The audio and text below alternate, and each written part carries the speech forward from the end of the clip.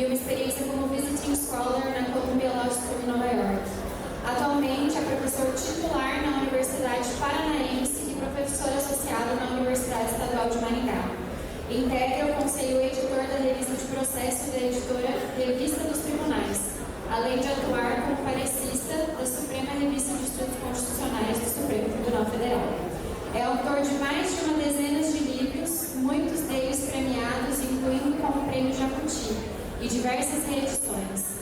Também assinou inúmeros capítulos de livros e artigos acadêmicos, e apenas no último ano as suas obras foram citadas em mais de 10.000 decisões judiciais proferidas por tribunais em todo o país. Com vocês, José Miguel Garcia Medina.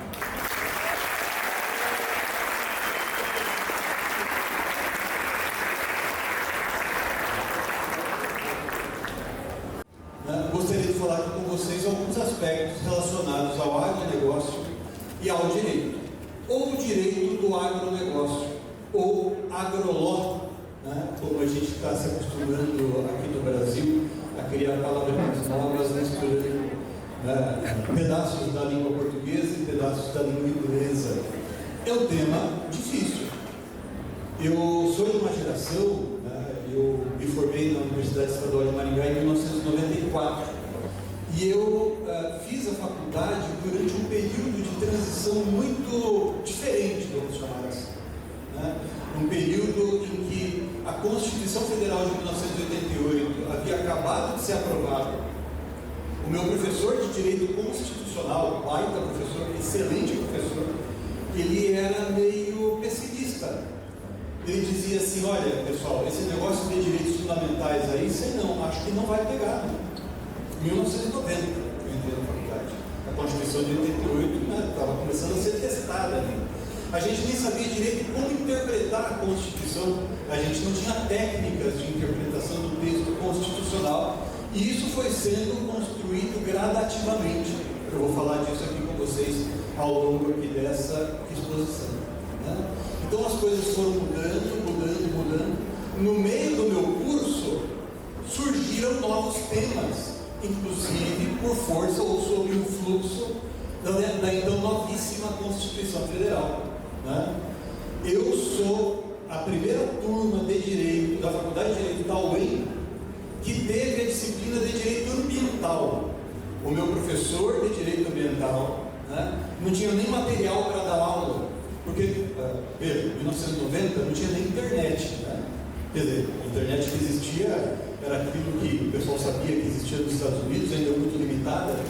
Então a gente não tinha livros. Havia uma, duas editoras de livros no Brasil, né?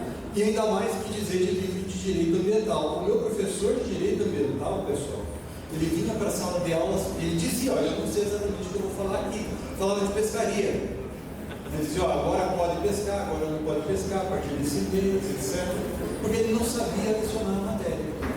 O erro da minha faculdade naquela época foi o seguinte: para abrir espaço para a disciplina de direito ambiental, sabe qual disciplina eles tiraram da grade? Sabe qual disciplina eles tiraram do currículo? Direito agrário. E vejam só que interessante, eu conversava, acho que faz 1, 2 semanas, com um líder de uma das maiores universidades aqui de Maringá, e dizia, comentava com ele: caramba, que falta faz em Maringá, um grande centro, um grande polo, que falta faz em Maringá um mestrado em Direito do Agronegócio. Já pensaram nisso? Eu não vou comentar aqui dados da economia, a importância do agro para a sociedade, etc. O Luciano já fez comentários sobre isso. E as oportunidades, não apenas de negócios, mas oportunidades que nós do direito às vezes perdemos por não compreender de maneira adequada como é que funciona alguma coisa ligada ao agronegócio, né? Eu arrisco dizer que alguns dos temas que a gente vai mencionar, porque não, é muito pouco tempo para a gente aprofundar muita coisa, né? Mas alguns dos temas que a gente vai mencionar aqui, muitos de nós, eu não vi na faculdade, né? E muitos de vocês, espero, né, que eu esteja errado, talvez não vão ver na faculdade, porque a gente não está se treinando para isso. O Luciano disse muito bem, a gente tem que treinar, a gente tem que ir fundo, a gente tem que se esforçar. Então é sobre isso que eu vou comentar aqui com vocês hoje, que eu vou falar aqui com vocês hoje. Veja, eu coloquei aqui 3 chaves, coloquei aqui 3 pontos para trabalhar com vocês. Os 2 primeiros, bem rapidinho. Primeiro, marcos jurídicos do agronegócio no Brasil. É uma apresentação, uma menção rápida sobre aqueles fenômenos que, ligados ao direito, que nós consideramos mais importantes, bases normativas, que vão servir para o nosso estudo relacionado à matéria. Segundo, a abrangência do direito do agronegócio, o agroló, ou seja, o que o profissional do direito tem que observar. E eu vejo aqui, só levanta a mão para mim, por gentileza, quem é que está na faculdade de direito, só para tomar referência. Olha, a imensa maioria. Pessoal, arrepiei. Falando sério. Eu não me considero bom professor, mas eu gosto desse negócio. E quando eu vejo tanto aluno assim animado, tanta aluna assim animada, eu fico muito contente. Veja, o que o profissional do futuro, o que o profissional do agroló, o que o advogado, a advogada do direito do agronegócio tem que observar, tem que estudar, com que ele tem que se preocupar. E o terceiro ponto, talvez a gente vai gastar um pouquinho mais de tempo nele, nesse terceiro ponto que eu quero falar com vocês sobre o agronegócio e a segurança jurídica do Estado Constitucional brasileiro. Daí eu vou trazer alguns exemplos que eu estou identificando. Eu trouxe, claro, isso é arbitrário mesmo, se fosse outro palestrante, talvez traria outros exemplos diferentes, para tentar demonstrar a vocês como é que o direito não está dando respostas satisfatórias para o problema para os problemas que emergem, os conflitos que surgem no ambiente do agronegócio. Então, a primeira parte, visão geral. É muita coisa, evidente, eu mencionei isso aqui para vocês, é muita coisa, muita matéria. A gente não vai falar de cada uma das leis com profundidade, mas aqui está um panorama do arcabouço normativo que eu tenho que estudar quando eu quero compreender o agronegócio e o direito do agronegócio. Começa lá atrás, Estatuto da Terra, começo do regime militar da ditadura aqui no Brasil, e aqui vocês vão perceber que logo na sequência, eu vou mencionando outras leis ali, mas logo na sequência já aparece a Constituição de 88. Logo na sequência aparece a Constituição de 88. E é muito interessante, pessoal, como tudo foi se modificando muito rapidamente e muito profundamente naquele período. Talvez naquele período, ou arrisco até dizer, o pessoal, bom, eu acho que eu devo ser o mais velho aqui do ambiente hoje, mas de repente você chegando em casa, a hora que você for telefonar para o seu pai, para a sua mãe, pergunta para eles se não era assim. Mas nós, nesse período aqui, experimentamos uma grande transformação. Nós agora estamos vendo outra grande transformação. Inteligência artificial, por exemplo, e outras coisas que estão acontecendo. Mas ali a gente experimentou uma grande transformação. E eu gosto de explicar essa transformação citando um exemplo real da minha vida, da minha infância. Eu, quando era miúdo, criança, pequenininho, cresci numa cidadezinha do interior. Não sei se alguém aqui de vocês veio de uma cidade pequena do interior, um distrito de um município. Lá no sítio a gente chamava isso de patrimônio. Onde você morava? Lá no patrimônio. E não tinha muita gente ali. E eu lembro, eu acho que eu tinha uns 8, 10 anos de idade, e me convidaram para ir a uma festa de aniversário de um menino vizinho ali, o rapaz que ia completar 18 anos. Poxa, esquisito, né? Eu fui lá na festa de aniversário, tinha ponche, não sei se alguém ouviu falar de ponche, não sei se fazem isso aí, tinha ponche, a gente bebia essas coisas naquela época, E o grande assunto da festa, porque tinha um rapaz, acho que o nome dele era Renilson, o grande assunto eram as meninas perguntando uma para a outra: com quem ele vai ficar? Com fulana ou com ciclana? Porque só tinha duas opções. É verdade, não estou brincando, isso é sério. Tinha a guria, né, que morava ali no patrimônio mesmo, na cidadezinha mesmo. E tinha uma outra que morava um pouquinho afastada. A loirinha, tinha a moreninha, a mais moreninha, que era da cidade, e a loirinha que morava ali. Tinha duas opções. Vejam, o contexto em que surge o Estatuto da Terra em 1964 é o contexto de uma sociedade muito mais simples e singela que a sociedade que a gente tem hoje. A sociedade que vai surgir, sobretudo, no contexto... a gente comentou que vai sortear livro? Assim, pessoal, só uma coisinha: os livros só vão ser sorteados para aqueles que estiverem aqui, tá certo? Tem que estar presente para pegar o livro e pegar o autógrafo, né? Mas vejam, as coisas foram mudando muito rapidamente. A sociedade foi se tornando mais complexa, né? Isso foi fazendo com que inclusive o jeito de fazer regras jurídicas fosse sendo modificado. A Constituição Federal de 88 é um exemplo desse novo jeito de fazer normas. Isso acaba sendo reproduzido com o Código Civil de 2002 e outras leis que vão surgindo posteriormente, né? Eu menciono aqui o Código Civil, a lei dos crimes ambientais, a lei que trata da proteção de cultivares, né? Propriedade intelectual ligada ao agro, etc., né? O Código Florestal de 2012, a lei do agro, que contém uma disciplina muito interessante, trata do patrimônio de afetação, trata de esmiuça aspectos relacionados às garantias que podem ser prestadas nessa categoria de contratos, né? Uma disciplina muito interessante. A lei, o marco legal das startups, né? Porque no ambiente do agro tem surgido muitas startups interessantes. O Brasil está se revelando um celeiro de startups ligadas, muitas delas ao agro, né? Muitas delas ao agro, e me parece é algo que a gente tem estudado muito também. E tem outras leis que, sob um certo ponto de vista, elas iriam apenas, digamos ali, funcionar como um satélite, mas que tem muita repercussão no dia a dia daqueles que advogam no segmento, como, por exemplo, a Lei de Recuperação Judicial e Falências de 2005, a Lei 11.101 de 2005. No nosso escritório atuou num caso de grande repercussão, em que se definiu, na jurisprudência do Superior Tribunal de Justiça, quais os critérios haveriam de ser observados para que o produtor rural pudesse pedir recuperação judicial. A lei muito vaga, o texto legal então em vigor muito mal escrito, muito mal elaborado.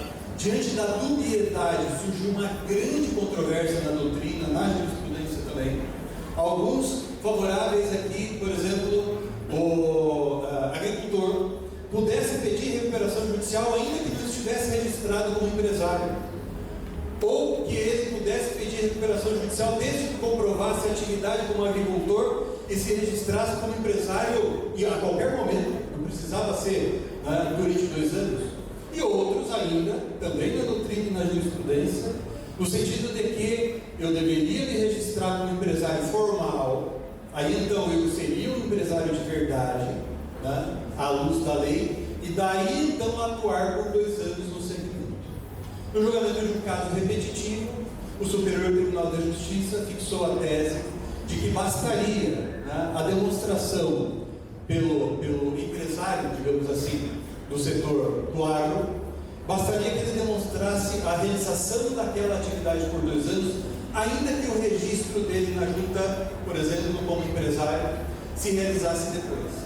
Pessoal, essa polêmica gerou grande instabilidade, gerou uma repercussão negativa gigante, até que o STJ fixou essa tese e posteriormente a Lei 11.101 foi reformada, inclusive recentemente, e esse entendimento do Superior Tribunal de Justiça acabou se consolidando na lei.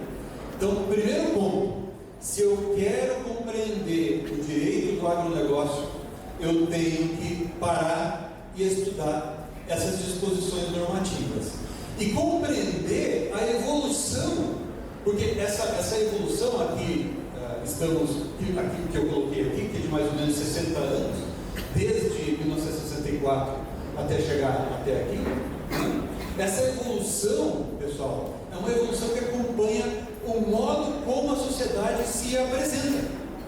Isso é um ponto interessante. Eu vou falar para vocês lá no finalzinho, mas eu já vou antecipar aqui um pequeno spoiler, sobre a reforma do Código Civil de 2002, porque isso vai ter repercussão também para aqueles que atuam, advogam no agro. Uma das propostas que eu estava verificando ali, né, do pessoal que trabalha no Congresso, é de trazer a disciplina dos contratos relacionados ao agronegócio para a reforma do Código Civil, né, para dentro do Código Civil, que aliás, eu até já escrevi sobre isso, tem texto meu publicado sobre isso, vocês podem pesquisar. Para mim não é apenas uma reforma do Código Civil, né? A meu ver, o que está em discussão ali é um novo Código Civil. E se vocês também acompanham essa discussão, vocês devem estar percebendo que o que a gente está assistindo agora é um refluxo, chamemos assim, como se a gente estivesse numa ressaca. Sabe aquele mal-estar? Aquela sensação ruim, né? Então a gente sai de um momento em que a sociedade era simples, consequentemente, se você lê textos, né, como as regras que estão ali no Estatuto da Terra, depois do decreto de 1966, que também trata da matéria, né, se você lê essas disposições, você percebe ali que as definições são precisas. O texto legal claro, com definições claras, não há indeterminação no texto. Por quê? Porque a gente estava num contexto em que a sociedade era marcadamente simples. À medida que a sociedade vai se tornando mais complexa, à medida que na sociedade as coisas estão se modificando cada vez mais rapidamente, inclusive dentro do setor do agro, as próprias leis vão trazendo para dentro de si expressões que muitos de nós na doutrina chamamos de textos com conteúdo vago ou indeterminado. Quanto mais eu aumento o grau de indeterminação de uma disposição normativa, mais eu aumento o poder daquele que a interpreta. Não é isso? Se eu digo para vocês assim, olha, exemplo que está no Código Civil de 2002, as partes têm que observar a boa-fé no contrato. As cláusulas contratuais se interpretam em conformidade com a boa-fé. Pergunto, o que é boa-fé? O que é boa-fé? É um princípio, né? Para alguns uma cláusula geral, mas é algo que padece, que carece, melhor dizendo, que não contém uma densidade normativa. Eu, intérprete, e no caso eu, juiz, por exemplo, eu, desembargador, eu, ministro, eu vou preencher de sentido aquilo ali. Então, quanto mais vaga uma disposição, mais aumenta o poder do intérprete, mais aumenta o poder do judiciário. A grande bronca que está acontecendo com o projeto de reforma do Código Civil é no sentido de que esse projeto ele ampliaria ainda mais os poderes do judiciário. Eu pessoalmente não concordo muito com isso, mas a mim me parece que está havendo um descompasso entre aquilo que os juristas, os teóricos do direito estão pensando e aquilo que a sociedade está ansiando. Se você conversa hoje com um empresário, se você conversa hoje com um banqueiro, né? Se você conversa hoje com um empresário do agro, muito provavelmente ele vai reclamar a você do quê? Da incerteza. Ele vai reclamar a você do quê? Da insegurança. E pessoal, muitos estudos da psicologia, eu falo isso em homenagem ao Luciano, que falou isso aqui de mim, muitos estudos da psicologia dizem que o principal problema do ser humano é a dúvida, é a incerteza, que gera medo, gera temor. Daí eu não invisto. Aliás, essa lei aqui, a lei do FIAGRO, né, que trata de fundos de investimento para atrair investidores para o agro. Então eu paro de investir, eu paro de me arriscar, eu não vou abrir uma filial, eu não vou comprar mais um imóvel, eu não vou fazer esse plantio, eu não vou contratar pessoas, eu não vou fazer negócios. Então hoje, olha só que paradoxo, A gente tem ainda uma sociedade extremamente complexa em que tudo muda muito rapidamente. Nós temos isso entre nós. Não sei se vocês têm acompanhado a dificuldade que o Poder Legislativo está tendo em como disciplinar o uso da inteligência artificial, por exemplo. Né? Porque não dá. As coisas mudam todos os dias. Hora que você pensa que, sei lá, o ChatGPT já chegou, ou o Gemini, ou outro, né? Chegou ali no seu grau máximo de evolução, vem uma atualização e muda tudo. Vem um pacote pago que é mais avançado. Como é que eu vou disciplinar isso tudo?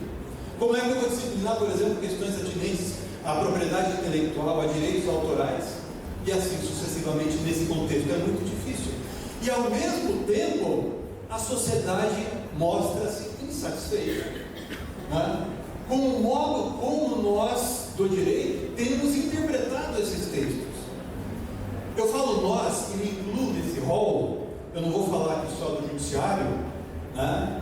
Porque o judiciário, pessoal, isso é importante. Muita gente fala mal do Supremo, e muitas vezes com razão, mas o que o Supremo tem feito nos últimos anos, inclusive, é dado vazão a uma sólida construção doutrinária que foi sendo realizada a partir dos anos 2000. Né? Supremo, Superior Tribunal de Justiça, né? Eles têm interpretado o texto constitucional com base nesse modo de pensar. Aqui a gente vai se referir na sequência. Então veja. Eu acho que eu voltei. Assim. Então veja. O novo profissional, o profissional que se dedica, né, ao agro, o profissional do direito que se dedica ao agro, ele vai ter que pensar em tudo aquilo que ele estudou até aqui. E espero que vocês não se enquadrem nisso. Se você foi igual a mim, você não teve a faculdade de Direito olhando para o agro. Né? Você ficou estudando o contrato feito entre Caio e Tício. Caio vende a Tício um cavalo. Né? Isso não é agro. Né? E não é desses exemplos que a gente está tratando aqui. Hoje, quando eu falo em contratos celebrados no ambiente de agro, eu estou falando em parcerias complexas. Eu estou falando em contratos feitos, por exemplo, né, com cooperativas. Eu misturo, eu até mencionei aqui, a lei que regula, né, o cooperativismo, a disciplina do cooperativismo. Então eu estou tratando aqui de questões como relacionadas ao modo como eu exporto aquele bem via cooperativa e qual vai ser o tratamento tributário a ser aplicado àquele negócio. Conceito de ato cooperativo. Isso é extremamente complexo. Eu não vi na faculdade. Todos aqui viram na faculdade? Ninguém. Talvez o caso de cobrar ali, chega lá na coordenadora, vixe, eu vou arranjar inimigo, chega lá no coordenador e fala assim, professor, né, vamos estudar direito do agronegócio aqui? Olha aqui, ó, contratos agrários, que tem disciplina própria, a lei de 64, né, a lei de 64 ainda é observada, o Código Civil de 2002 trouxe consigo vários princípios importantes, que repercutem no modo como a gente interpreta aquela legislação mais antiga, mas a base normativa ainda é aquela. Né? No meu curso tiraram a disciplina. Espero que vocês tenham mais sorte. Inovação, AGTEX, né, são essas empresas de tecnologia, né, ligadas ao agro, né, as startups do agro, AGTEX. Né? E assim, problemas relacionados à jurisdição transnacional e regulação internacional também. O Luciano Salamacha mencionou agora há pouco aqui a questão do problema relacionado aos adubos. Né? Eu advoguei por muito tempo para uma empresa aqui da região, né, que tratava, né, que funcionava justamente com a fabricação de insumos agrícolas. Importava muita coisa da Ucrânia e da Rússia. Né? Quando veio aquela crise que ele mencionou há pouco, essa empresa teve dificuldades e quebrou. Né? Essa empresa teve problemas e acabou quebrando. E eu me lembro, né, de quantas vezes eu ter sido consultado por um dos sócios dessa empresa, que dizia assim, olha, esse contrato aqui de importação que eu fiz, né, desse insumo que eu uso na fabricação do adubo, né, do inseticida, etc., tem uma cláusula arbitral, estabelecendo que esse contrato vai ser resolvido pela Câmara Arbitral realidade com a qual a gente tem que se acostumar também, né? Prosseguindo, e agora aqui eu vou tratar de alguns exemplos que me parecem interessantes, e eu vou tentar comprovar a vocês que nós temos sido um pouco mal sucedidos, pelo menos, no modo como a gente resolve esses problemas. A gente tem sido, e repito, eu me incluo nesse grupo. Eu escrevo livros, vão sortear alguns aí, né? Eu estudo esse negócio já faz bastante tempo. E eu também não tenho sido, tenho me esforçado. Mas eu não tenho sido capaz de dar conta disso, né? Por quê? Porque hoje, pessoal, nesse contexto, né, que a gente chama de Estado Constitucional, o que é o Estado Constitucional? O Estado Constitucional é o Estado democrático e de direito que se ocupa com a realização de direitos fundamentais. Então, é o Estado de direito, que significa segurança jurídica, é um Estado democrático, que significa participação no modo como o Estado conduz as coisas, etc. e tal. Isso tem repercussão no processo, por exemplo, né? Aqueles que gostam de processo civil e estudam, por exemplo, a garantia do contraditório, sabem que a garantia do contraditório é moldada hoje à luz dessa perspectiva. Mas é ainda um Estado que se ocupa com a realização de direitos fundamentais. E aí começam os problemas. Por quê? Porque esses direitos fundamentais, eles não são plasmados, pessoal, em textos fechados, em que impera, vamos chamar assim, um modo de interpretação, para usar uma expressão do Ronald Dworkin, tudo ou nada. Então o limite de velocidade é 110 por hora. Eu sei que se ultrapassar o limite de velocidade, eu cometo ilícito administrativo. O limite é 110 por hora, está bem claro isso. Se alguém te pegar 111 por hora, você pode ser multado, e aí você fica muito chateado com isso, né? Agora, as garantias previstas na Constituição, elas não são plasmadas em textos tão claros assim. Então fala-se, por exemplo, em direito de propriedade, está lá no artigo 5º, mas a propriedade que tem que desempenhar a sua função social. O que é a função social da propriedade? Quando a gente começa a discutir questões atinentes, por exemplo, da desapropriação, o que pode e o que não pode ser desapropriado para fins de reforma agrária, etc., a gente começa a verificar tensões como essa. Hoje, e é um exemplo que eu vou trazer aqui para vocês, para tentar demonstrar o insucesso, né, do modo como o Supremo tem arbitrado esses conflitos, né? Hoje a gente está diante de um grande dilema que tem a ver com o marco legal ali relacionado às terras, né, habitadas, usadas, etc., por indígenas, né? Como é que isso vai ser resolvido? Essa tensão não é facilmente resolvida, porque as garantias constitucionais, os direitos fundamentais, eles são estruturados, pessoal, a partir daquilo que a doutrina chama de princípios, né? Não são mais textos que entram em conflitos, mas princípios que entram em confronto. Eles não conflitam necessariamente, porque eles ficam frente a frente. E às vezes, para usar uma expressão do autor chamado Canaris, às vezes eles só podem ser compreendidos e interpretados em conjunto. E é por isso que também aí eu aumento o grau de participação, né? Eu aumento o grau de participação do intérprete na construção da solução jurídica. Então eu tenho, nesse contexto, problemas como esse que eu mencionei, relacionados à interpretação do Código Florestal, reserva legal, área de preservação permanente, casos emblemáticos, demarcação das terras indígenas, questões atinentes ao licenciamento ambiental, regularização fundiária de zonas de expansão agrícola, que conduzem a esse status em que a gente se encontra nesse momento. E aqui, né, na tela aqui para vocês, notícia que foi publicada ontem, dia 12, foi publicada ontem, que eu achei interessante trazer aqui para vocês. O Supremo Tribunal Federal proferiu há bem pouco tempo uma decisão sobre a demarcação, né, das terras indígenas, a questão do marco temporal, né? Diz que mesmo aquelas terras, né, anteriores à Constituição de 88 são abrangidas pela garantia previsto na Constituição Federal em favor dos indígenas. Isso gerou uma grande repercussão, sobretudo no ambiente do agro, porque esse pessoal diz: peraí, mas eu comprei esse imóvel aqui e não existia nada disso. Não? E quando eu comprei estava assim. E quando o fulano que vendeu para mim comprou, ele estava assim também.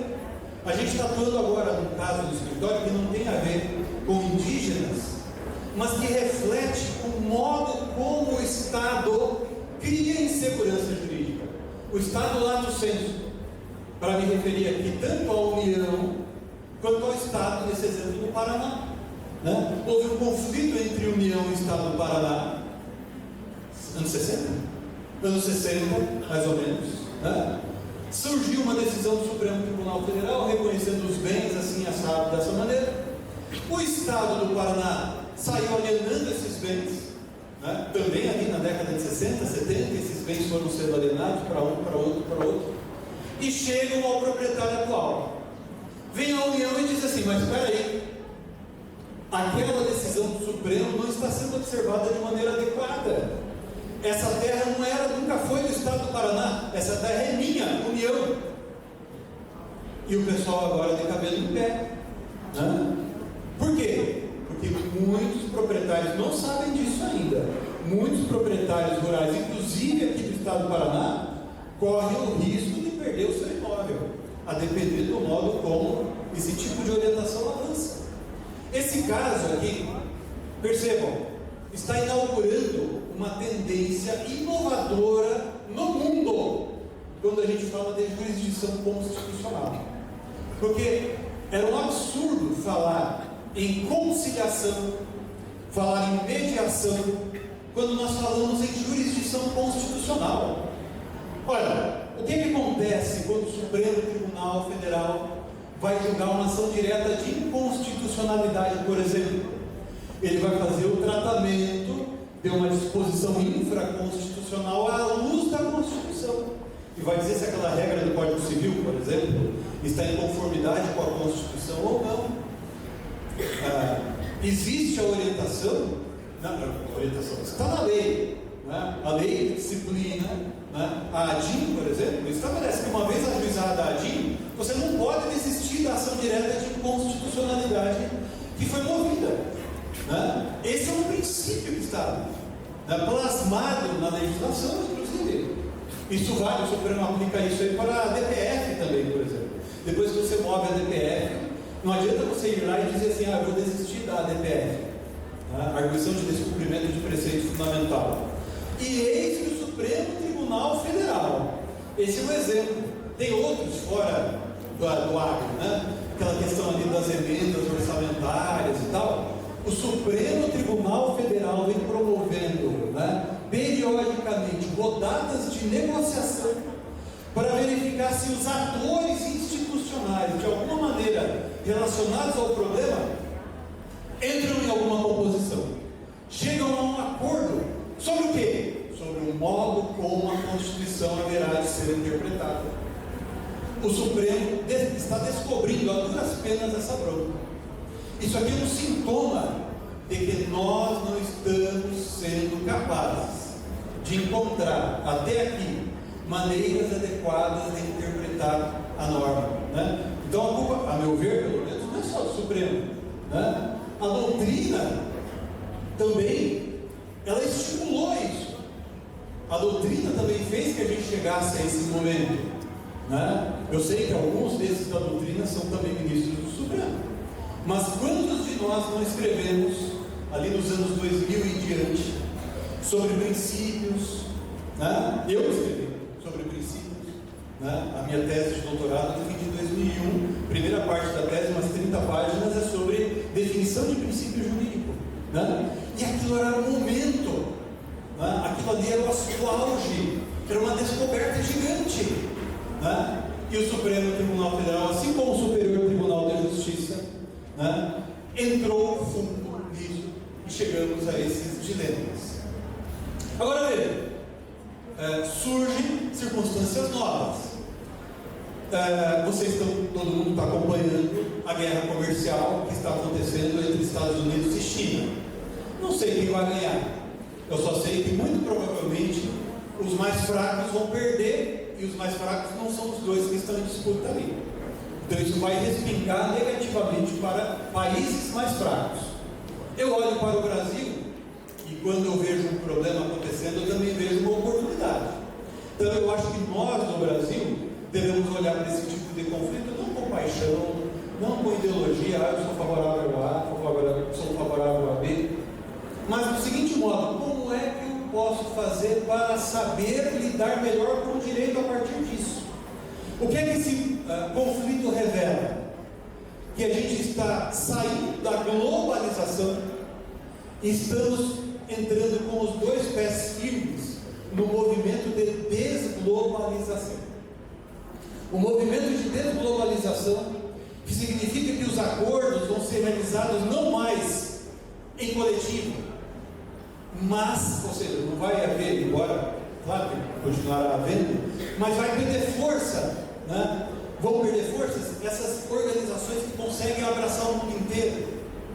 Elas vão ficar mais fracas gradativamente e vão acabar valendo mais acordos bilaterais ou plurilaterais, embora limitados a poucos agentes internacionais, né? A poucos desses órgãos internacionais, a poucos países, por exemplo. Está se discutindo, por exemplo, a chance de fortalecimento ou de resgate do acordo Mercosul e União Europeia, né? Isso é muito interessante para mim. Isso é muito importante para mim. Eu sou advogado, eu quero saber como as coisas funcionam. E é nesse contexto, por exemplo, pessoal, que começa a fazer sentido também a ideia de jurisdição transnacional. O que significa isso? Significa a possibilidade, que não é nada extraordinário, mas a possibilidade de alguém aqui do Brasil, por exemplo, processar alguém do exterior, ou vice-versa, alguém do exterior processar alguém aqui do Brasil. Tem um caso famoso, eu até atuei em 2 desses casos, né? Mas um dos casos famosos, não sei se vocês acompanharam, o que aconteceu ali em Maceió, com o afundamento de parte da cidade, está se afundando em Maceió, e muitos moradores estão movendo ação contra a sócia majoritária, chamemos assim, da empresa responsável na Holanda. É um exemplo de jurisdição transnacional. É o juiz holandês aplicando o direito brasileiro para solucionar um problema ali. Assim como o juiz brasileiro, em determinadas circunstâncias, ele vai ter que compreender a legislação europeia relacionada a desmatamento para resolver dilemas aqui no Brasil. Olha só que interessante. Olha só onde vocês estão metidos. Olha só o lugar onde vocês estão agora. Esse contexto é desafiador. É muito interessante. Eu fico animado só de pensar. Vocês também, né? É assustador, né? Isso é assustador. Prossigamos. Reformas legislativas e preocupações contemporâneas. Com isso já estou chegando no final. Eu tenho, primeiro problema, projeto de reforma do Código Civil. Isso impacta, como mencionei, por conta das ideias relacionadas à disciplina de contratos relacionados ao agro no Código Civil, questões relacionadas à responsabilidade civil ambiental, que podem vir a ser disciplinadas de maneira diferente no novo Código Civil, ou após a reforma do Código Civil, se você assim preferir. Isso impacta em questões relacionadas à segurança jurídica, né? Por exemplo, a questão da imprescritibilidade das multas ambientais. O Supremo decidiu mês passado. O Supremo decidiu mês passado que as multas ambientais são imprescritíveis. Então, se você é um produtor rural e por algum motivo, sei lá, olha, eu desmatei aqui uma mata nativa, etc. e tal, até esses dias atrás se entendia que, por exemplo, o agente governamental que fixou a multa, né, ele teria um prazo prescricional para cobrar essa multa. Agora isso mudou. E o Supremo Tribunal Federal está aplicando já esse entendimento. Então você, todo mundo aqui é produtor, tem fazenda, né? Vocês. Ou só uns 3 ali, lá atrás da primeira mão. Então todo mundo é sitiante aqui, então. Ou tem chácara. Você compra o imóvel rural e você não sabe que o proprietário no termo você estava calçado na prescrição, mas você não sabia que o proprietário lá de trás tinha recebido uma multa ambiental. Mas como essa multa ambiental é imprescritível, como essa multa ambiental vai poder ser cobrada do atual proprietário do imóvel, você pode ter um passivo ambiental sem saber em relação àquele seu imóvel. Então vejam o desafio que isso nos coloca. Eu trouxe isso aqui como exemplo. Meu sócio Rafael Guimarães deu uma entrevista esses dias atrás, está nas redes sociais ali no escritório, a gente compartilhou, né? Falando exatamente dos problemas relacionados a esse novo entendimento do Supremo Tribunal Federal e a insegurança jurídica que isso gera, né? Isso tudo, pessoal, olha só, isso me parece que é algo que deveria estar sendo observado pelos artífices da reforma do Código Civil. Eu conheço muita gente boa que está trabalhou no anteprojeto, certamente vai trabalhar no curso ali da tramitação do projeto do Congresso Nacional. Mas o que eu acho que muitas vezes falta é a nós, teóricos do direito, aquele pessoal que fica lá só dentro da biblioteca, lendo, escrevendo, pensando no direito na teoria, falta a eles a experiência prática. Por que eu estou falando disso? Porque nós que atuamos nesse segmento do direito do agronegócio também temos que de alguma maneira participar disso, participar da elaboração dessas soluções normativas, né? É o item 3 que eu coloquei ali. Olha, eu estou falando praticamente tudo, né? Isso tudo acaba desembocando nessas soluções inovadoras que vão surgindo, né? Então, de certo modo, é nesse contexto que você acaba surgindo ali, acaba verificando a valorização de outros meios de solução de conflitos que estão fora do quadro jurisdicional. Por que eu opto pela arbitragem, que é um juízo arbitral, privado, não estatal, em detrimento do Poder Judiciário? Porque quem vai dirimir o conflito, né, que eu tenho, por exemplo, produtor rural A versus produtor rural B, né? Porque eles fizeram uma composição ali, fizeram um trabalho em conjunto, um contrato atípico, isso é uma coisa interessante, né? Porque tem muitos contratos novos que vão surgindo, que estão surgindo já, e que não tem disciplina normativa, e eles já estão acontecendo. Então, por exemplo, você vê casos, né? Não vai dar tempo de a gente falar com profundidade de muitos deles, né? Mas eu analisei casos, né? Preparando essa exposição aqui para vocês, né? De contratos que são feitos à luz do marco das startups, né? Tem uma figura nova que a gente chama de Sandbox Regulation. Sandbox é caixa de areia, né? E caixa de areia no sentido de caixa de areia mesmo. Aquele, não sei se alguém aqui como criança vai chegar uma hora para arrancar um fio, né? Quando a gente era criança, eu não sei, eu não lembro de ter feito isso, mas alguns de vocês vão lembrar aquela caixa de areia que a gente vai lá e faz bagunça.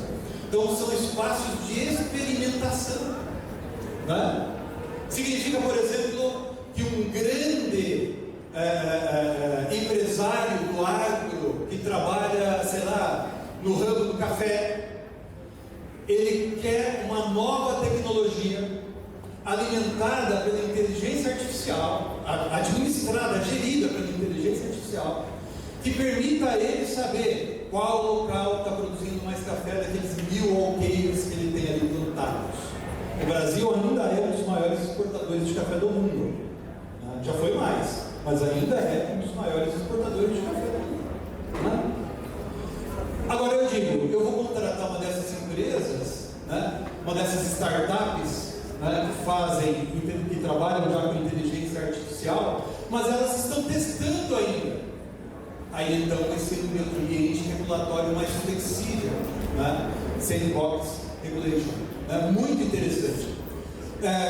Contratos, né? Inteligentes, smart contracts, estão colocando já, né? Então a empresa que faz um seguro, eu faço o seguro daquilo que você está armazenando ali no silo, sabe aqueles silos gigantes que você armazena aquele produto lá por não sei quanto tempo? Eu faço o seguro, mas você vai instalar ali um equipamento inteligente que vai verificar a temperatura, a umidade, etc, etc. E se eu observar lá da minha sede, eu, seguradora, que algo fugiu da variação permitida no contrato, quebra automaticamente o contrato, rompe automaticamente o contrato. É uma espécie de rescisão extrajudicial automática do contrato, né? Contratos espertos ou inteligentes, blockchain, inteligência artificial, integração de políticas ESG. Isso aqui, pessoal, já foi, já era esse negócio de que não, discurso politicamente correto. Não. Se eu quero exportar o meu produto, eu tenho que me alinhar, aliás, não apenas exportar, às vezes comercializar aqui no ambiente interno mesmo. Eu tenho que me alinhar àquilo que aquele que está comprando quer. Então você vai vender, sei lá, gado para a Europa, eles querem rastrear, da importância do blockchain, eu quero rastrear o gado, para saber se onde aquele gado foi criado, onde ele foi abatido, etc. Tem ou não trabalho escravo, se naquela área teve ou não desmatamento ilegal, rastreabilidade, né?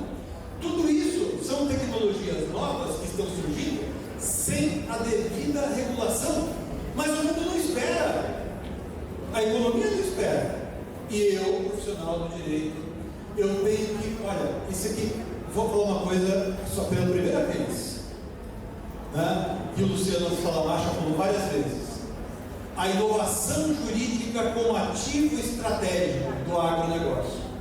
Vocês têm que ter a inovação jurídica como ativo estratégico, não apenas para o agronegócio, mas para todos os segmentos em que vocês forem atuar.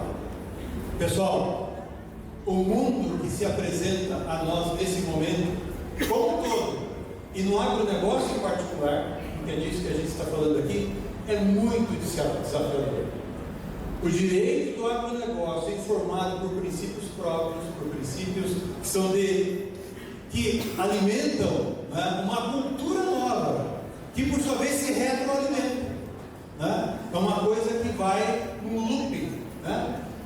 Uma coisa vai fazendo a outra funcionar e etc. E isso vai exigir profissionais, como espero que vocês sejam.